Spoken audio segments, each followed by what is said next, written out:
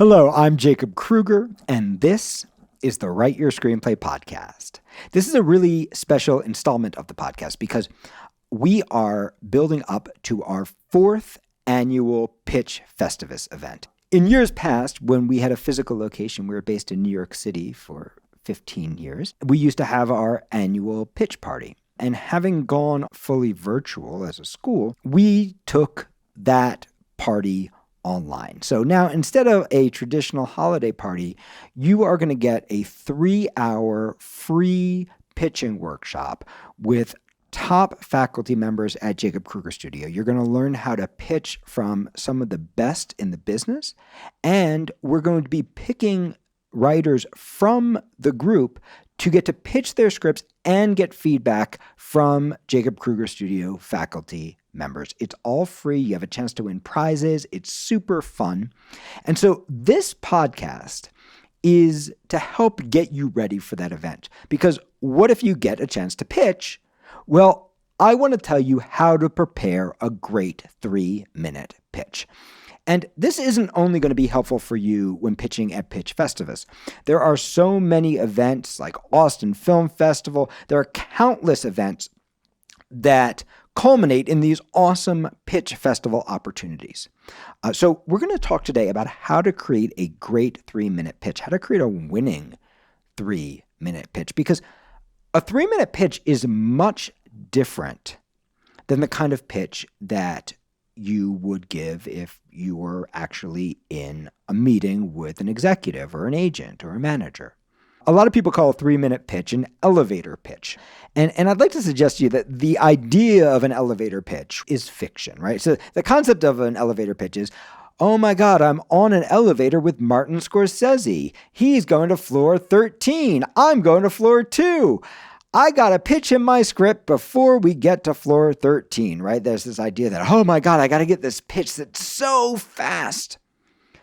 When that's not really true, right? In the real world, even if you are on an elevator with Martin Scorsese, if he's interested, he's going to be like, yeah, keep talking, come walk with me, right? And the same is true in a real life environment, right? You've just been invited into a producer's office. Now, you don't want to waste their time. You don't want to wax poetic. You don't want to bore them, but no one is checking their watch going, oh, sorry, that's 2 minutes and 58 seconds, right? No one's checking, right? It's more of a feeling. So the first thing I want to share with you is that this is a valuable skill because pitch fests are wonderful opportunities to get attention from your script, often from very famous people, right? It's a chance to get heard and it's a chance to practice, but it's also a little bit artificial. So I want to talk about how to create this kind of pitch, which is a lot different than the kind of pitching we're going to be talking about at Pitch Festivus, right? Which is, how do you really pitch in a room? How do you pitch a producer? How do you pitch an agent? How do you pitch a manager?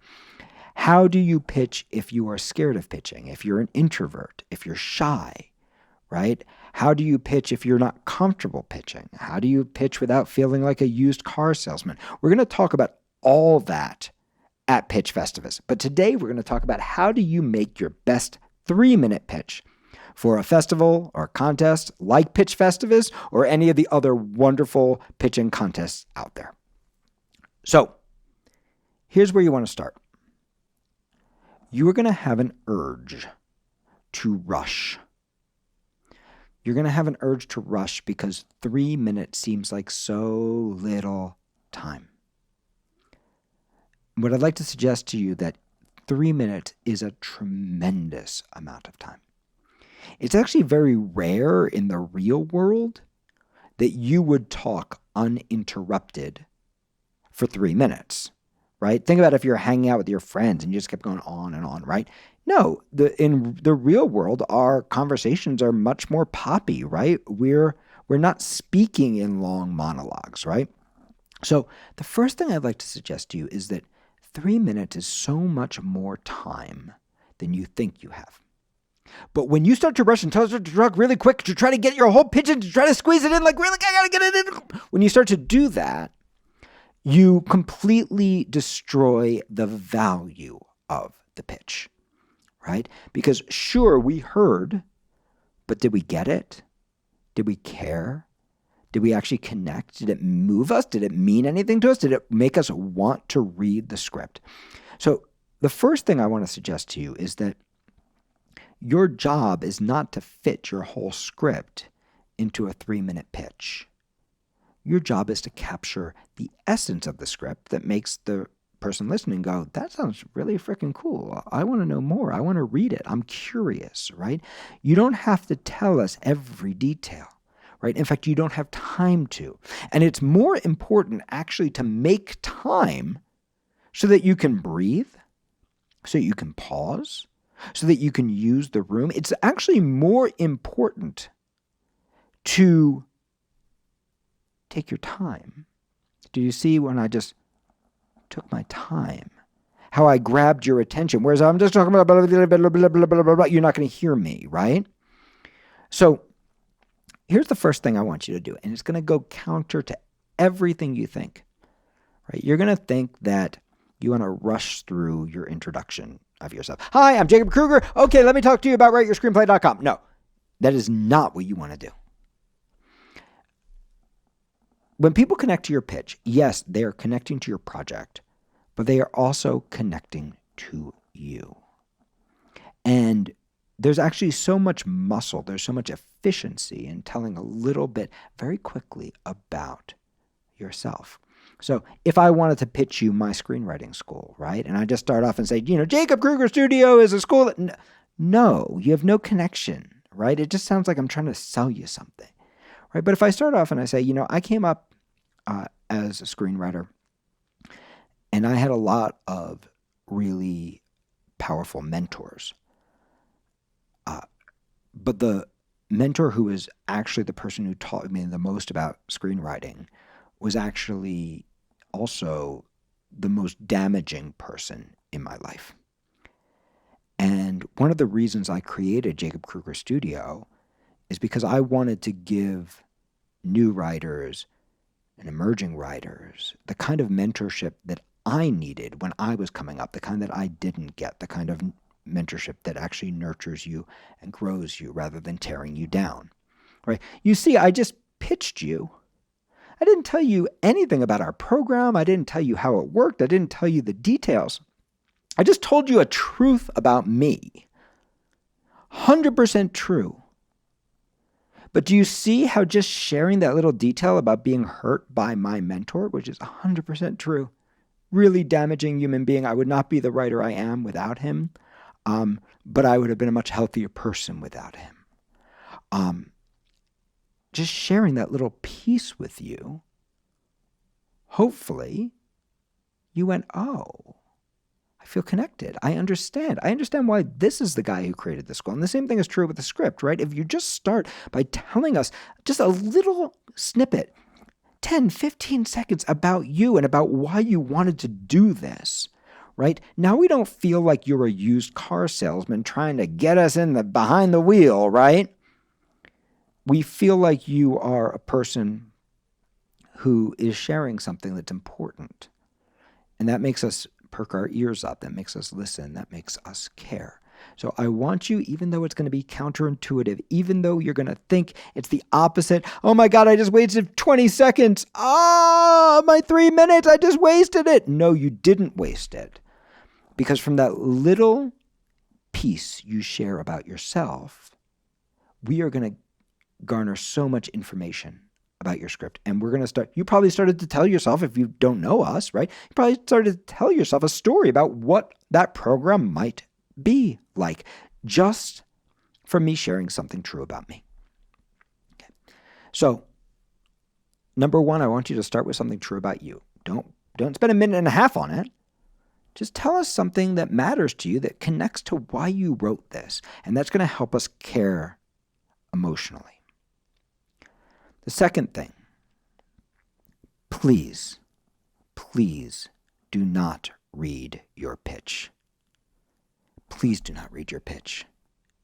There are maybe a couple of rare exceptions to the rule with the thousands of pitches I've heard when I was a development executive, as a writer, and now having spent the second half of my career as a teacher. There may be a couple of people who have read their pitches and somehow succeeded in spite of it.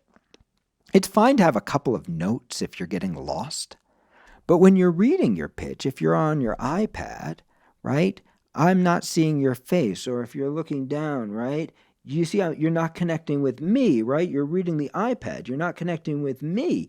Do you see that even in a 3-minute pitch as a festival, that you just lost all that connection? And even if you're smart enough to go like, oh, no problem, I'm going to put my pitch up right on my screen and I'm going to look at the pitch and it's going to look like I'm looking at them, you're actually losing the benefit of all the intuitive connection that actually happens when you meet somebody's eyes, right? If you are looking at your pitch, you are not looking at their eyes.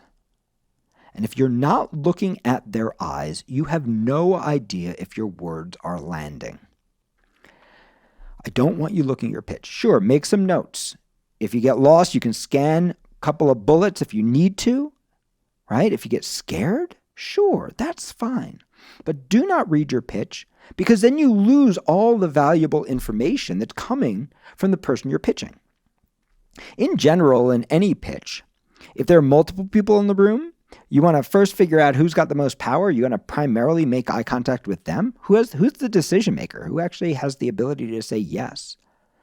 If you're pitching a contest, you want to make eye contact with each of the judges, right? You want to be reading their face. You want to be going, are they having fun? Are they bored? Are they confused, right? I was just at Austin Film Festival where they do a truly wonderful pitch fest. 4 of our students were finalists. One of them took 3rd place. I was so proud of Nancy Savavi. It's amazing, right? And so much of the feedback for so many of the pitches that were heard that night was like, well, I didn't really understand this, or I didn't get this, or until the end, I didn't realize what you were saying. And almost every writer made the mistake. They faced out and they looked at the crowd as opposed to looking at the judges. If they had just looked at the judges, they would have seen the confusion in the judge's face and they could have slowed down. They could have explained, they could have deepened, they could have paused. So if you memorize, if you read your pitch, right, you're like a freight train, right? You're going to go regardless of what's coming back at you. But real pitching is a personal interaction, right? And so look at the eyes of the people you are pitching. If you're pitching us, there are going to be 2 faculty members on each pitch. Look at those people. Make sure they're following it. Or if you're really scared, find a face in the Zoom room that you connect to. Make eye contact with them, right? Someone who's given you a lot of love, right? Because that's going to make you feel good, right? But in general, you want the information. So don't read your pitch and don't even memorize it, but do practice it.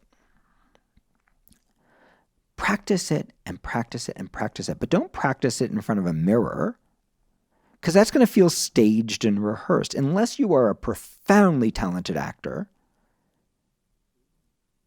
practicing your pitch is going to feel rehearsed and it's going to feel awkward. And again, you're going to get that freight train thing. No, this comes next. No, I say it like this. No, this is how I practiced it. I'm going to give you a little metaphor that will help you understand what I'm talking about. My brother's wedding. I love to dance. My brother does not know how to dance. And he had a choreographed dance that he and his wife had worked on for months. And he was so nervous about it, right? But he had every step planned.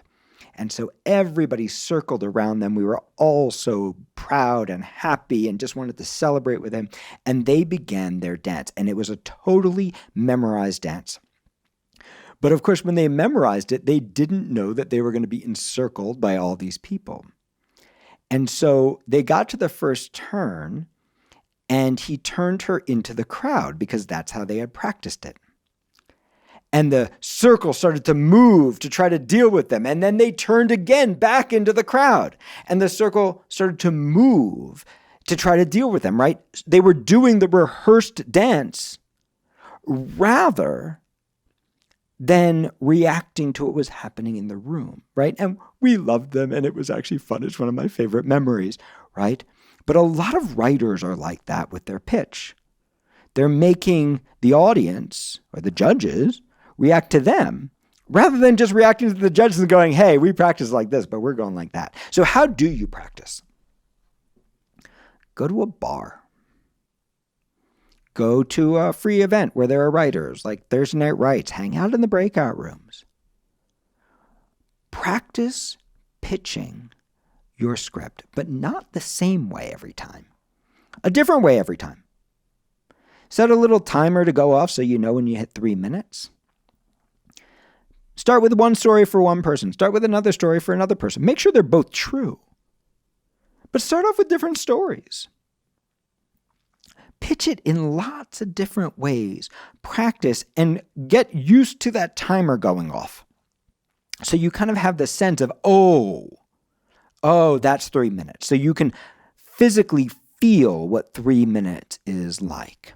Right? So you practice pitching with lots of different people. And what you're going to start to notice is, when I'm pitching a Sally, I always pitch it like this. But when I'm pitching a Lisa, right, I pitch it like that. You're going to start to realize that different kinds of people like different kinds of pitches, right? You're going to start to realize that you don't have one pitch in your pocket. You have a bunch of elements that you can hit in a lot of different ways.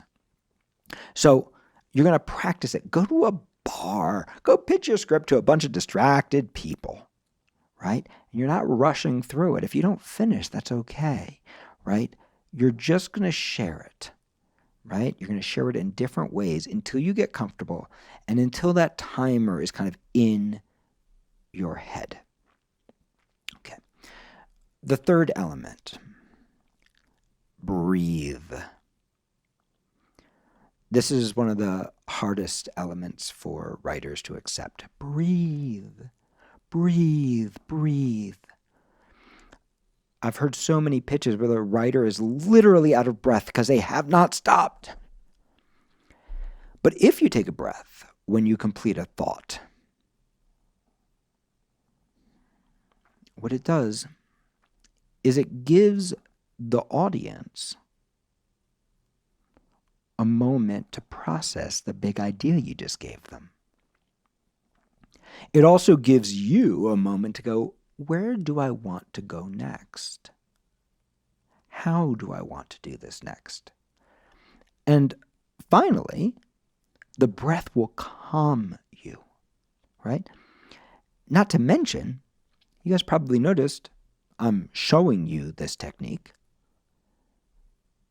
How much more authority I have when I'm not afraid to breathe. How I command your attention when I let myself breathe, right? That pause is actually your friend, okay? So breathe. Complete a big thought, bang, breathe. The more nervous you get, the more you need to breathe, okay? And that's going to calm you. It's going to let your audience process. And it is going to help you figure out what you want to say next. And it's going to give you more authority in the room. What more could you ask for than that? So, you're not going to memorize. You're not going to read. You are going to practice with other people, not by yourself. You're going to breathe. What's the next thing? The next thing is, I want you to know the most important elements of a verbal pitch. In a way, every pitch is just a version of that old trailer you've heard 1,000 times. Now, I don't want you to use a formula, but I want you to think of these elements, right? In a world where, right, one person with this dominant trait finds themselves in this incredibly ironic situation and must overcome this impossible task before this terrible thing happens. That is the structure of literally every single trailer, and you've heard it 1,000 times. That doesn't mean you should follow that formula. That means that these are the elements that you're generally building your pitch out of. It might have all of them. It might have some of them. But you want to think about, like, what's the world? Now, if the world is New York City, you just might need to tell us New York City. If the world is New York City theater scene, that's a different world, right? If the world is the subway tunnels under New York City, you might need to tell us a little bit about what's cool about them, right? If your world is New York City 2094, you might need to tell us a little bit about what New York City 2094 is like. And if your world is New York City 1000 AD, you might need to tell us a little bit about that, what that was, right? So we don't even have New York City yet. What is it, right? What was going on, right? So there might be something about the world, right? And you're trying to share, again, in a quick way, you're not every element, but what makes it cool to you? The next most important element is the who. Who is the main character, right? Who is she? Who are they? What are they like? What do they want? If we don't know this, if we don't know who are they, what are they like, what do they want, it's really challenging to then appreciate their journey. If I know she's super uptight and then she loosens up, I can feel happy. But if I don't know she's super uptight and she loosens up, that doesn't mean anything to me. If I know that she is super brave and then she becomes cowardly, well, I can cry for her. But if I don't know who she was at the start, then I can't appreciate her journey. So you want to start with, like, who she is, how she is, but don't just say she's friendly, right? Give us something cool, something fun that helps us understand who she is. She's like this, right? Tell us a little story about her. Tell us your first image. Tell us a little vignette. Let us know what she wants. If we don't know what she wants, we're not going to feel her journey. We're not going to feel your structure. So make sure you've captured what the main character wants, and make sure you've captured what makes it hard, right? What makes it hard enough to sustain a movie or to sustain a series, if you're pitching a TV series or a play or a novel or whatever you're pitching, right? Make sure that we know what's going to make it hard. Make sure that you hit some of the big choices she makes, so that we can feel the twists and turns of her journey. What goes wrong? What ironic situations does she find herself in? What ironic consequences come out of her actions? What's the final choice she makes, and why does that matter? So we want to know the who, we want to know the where, we want to know the what, we want to know the character's how, we want a sense of her journey, and we want to understand what makes it hard, right? These are the same elements you already know if you've taken my Write Your Screenplay class. These are the profound elements of structure. These are the fundamental elements of structure. So you're not going to be able to tell us all the plot, but we want to know the kinds of things that happen, right? So you might list 3 choices. She does this, and it all leads to that, right? You're giving us the high-level 20,000-foot view. Okay. The next element that we talked about is threat, right? You may or may not need to say the threat. It may be implied, right? If she wants to rob a bank, well, we already know what the threat is, right? But if there's an unlikely threat or a unique threat to the particular bank she's robbing, well, tell us that, right? So sometimes we can imply the threat, right? It's Jaws, right? We know, oh, well, there's a shark. It's going to eat people, right? But the threat of they won't shut down the beach because they don't want to lose the money, that's exciting. That's fresh. That's new, right? So you want to think about what's fresh and new in each of these elements. If it can be implied, then don't tell us. We get it. You want to find what's fresh and new, whether it's world, whether it's character, whether it's want, whether it's obstacle. You want to know, you want to give us something fresh and new and cool. The next element, right, is, and probably the most important in a pitch, is finds herself in this incredibly ironic situation, right? We need irony for pitches to work. So this is one of the ways that pitches are very different than real life, right? In an actual script, sometimes your script works because the dialogue is just so freaking beautiful, or it works because the character is so well rendered, or the journey, the execution is so good that it works, right? But in a pitch, we need to shorthand that, right? So we can get it in a couple minutes, right? So one of the ways that we do that is ironic twists, right? Now, irony only works in relation to who the character is and what they want, right? If I don't know who she is and what she wants, then the ironic twist doesn't mean a damn thing to me, right? Because I don't know her, so how is it ironic? I don't know what she wants, so how is it ironic? I don't know the obstacles, so how is it ironic? But what ironic twists do is they help let us know that there is more up your sleeve than we expected when we first heard your pitch. So look for those ironic twists. See if you can get, hey, I know where this is going. A first ironic twist, a second ironic twist, and maybe even a third. And you see that that's going to start to create a feeling of journey in the piece, of surprise, of challenge, of the piece going beyond where we expect. So these are the basic elements. There are a million ways you can do it. If it's a buddy movie, you might need to do this for both buddies so we can understand how the pressure is. If it's an ensemble piece or a show, you might need to do this real quickly for the different members of the ensemble, right?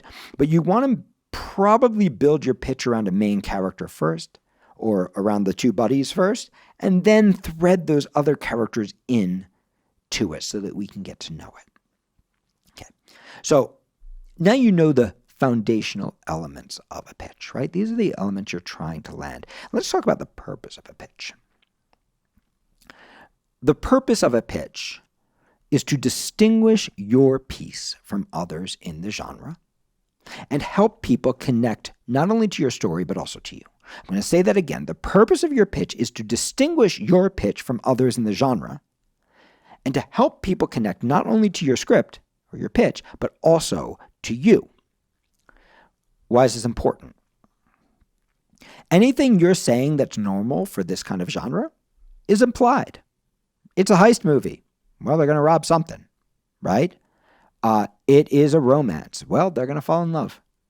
It's a romantic comedy. It's all going to end well, and we're going to feel like love is possible, right? It's a thriller. Things are going to get scary, right? So if you find yourself saying things that you could imagine other people pitching this kind of piece, they have to overcome obstacles, right? Well, sure, right? There are a bunch of cool set pieces. Sure, right? But those are the things that everybody pitching this kind of thing is going to say. So if you think, well, everybody's probably saying that, well, then your pitch isn't doing the primary thing it needs to do, which is to go, hey, you think you know where you are. You're in a heist movie, but here's what's really cool about my heist movie. You think you know where you are, right? You're in this romance, but here's the really cool twist of my romance. It might be the characters. It might be the world. It might be the threat. It might be anything. The job of your pitch is to quickly let us kind of know where we are and then to show us where your piece, your character, your moment, your threat, your journey is unique. So you want to push anything that you feel is implied. Don't bother to say it. Or if you do say it in a cool way, in a way that feels only like your pitch. Okay, a couple more things that I'm going to give you. And again, you don't have to do all this perfect, by the way. These events should be fun. This is a low-risk opportunity to share some cool stuff, right? So if you don't do all this perfect, great. Especially in our event, right? Yes, we're giving away prizes, right? But that's not really what it's about. What it's really about is about getting feedback, getting better, learning in a low-stakes environment, right? Where you're surrounded by people who are rooting for you, and you're pitching people whose only job is and only concern is helping you get better. So you don't have to do all this perfect, but these are the ideas I want you to play with as you work on your pitch. Okay. So the next element, you want your pitch to feel like your movie or like your show. If you're pitching a comedy, pitch it funny. right? Be funny. If you're pitching the kind of comedy that we laugh out loud, make us laugh out loud. If you're pitching the kind of comedy where we kind of smirk, make us smirk. If you're pitching the comedy where we're laughing but we feel bad about ourselves for doing it, pitch it so that we laugh but we feel bad for doing it, right? If you're pitching a thriller, make it scary. If you're pitching an action movie, make it adrenaline pumping, right? Come out with the energy of your piece and make sure the words you're saying fit the energy, right? Don't come out and go, it's a comedy about two of the dumbest guys in the world. They're really dumb. Right? No, come out. I'm pitching you Dumb and Dumber, right? Come out and pitch Dumb and Dumber in a silly way. Make us laugh. Make the pitch feel like the piece. And this is potentially the most important element of pitching. If your pitch doesn't feel like the piece, we're not going to get the elements of the piece, right? It doesn't matter if all your plot is perfect and everything's so perfectly planned. We're buying a feeling, right? When we come to see a movie or a show, we want a feeling. And when we decide, I want to read this script, it's because we believe that this writer, not only that they have a good idea, not only that they have a good plan for that idea, we want to believe that they can execute that idea.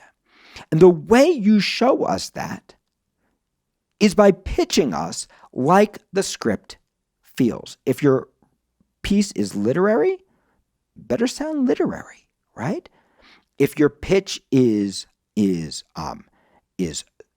quiet, right? If you're pitching Remains of the Day, well, it better be quiet and elegant, right? So I want you to really make sure, have some fun, get loose, right? Pitch like your piece wants to be. Pitch like your piece wants to feel. That is the most important element of your pitch.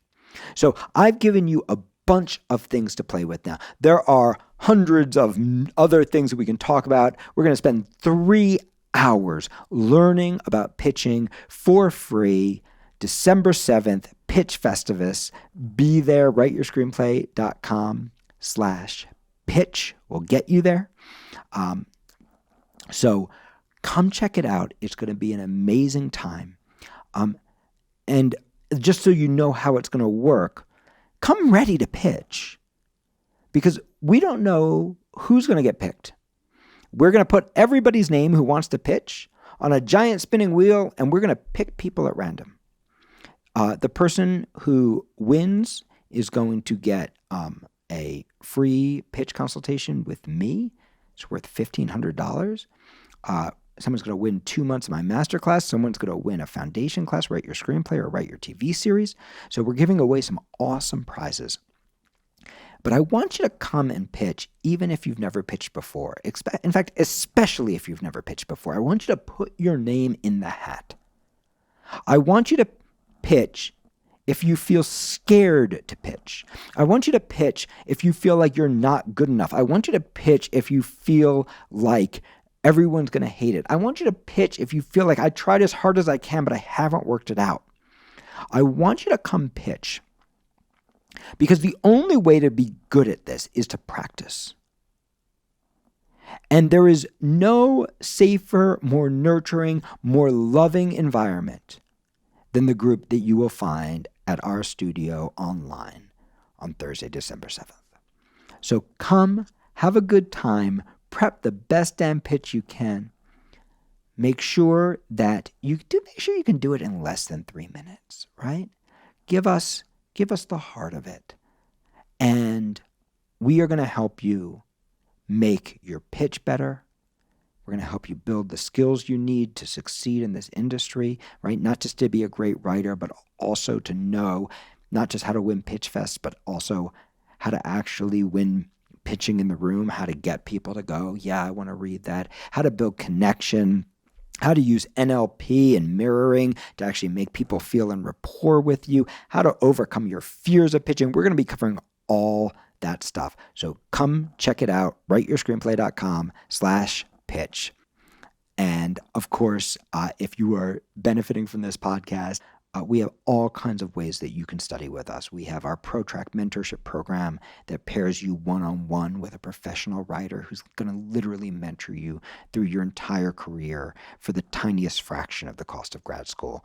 We have foundation classes for writers of all different levels. We have master classes for people who want a grad school level experience, and we do a great job of not leaving people behind. So come check us out, and let's have a great time together.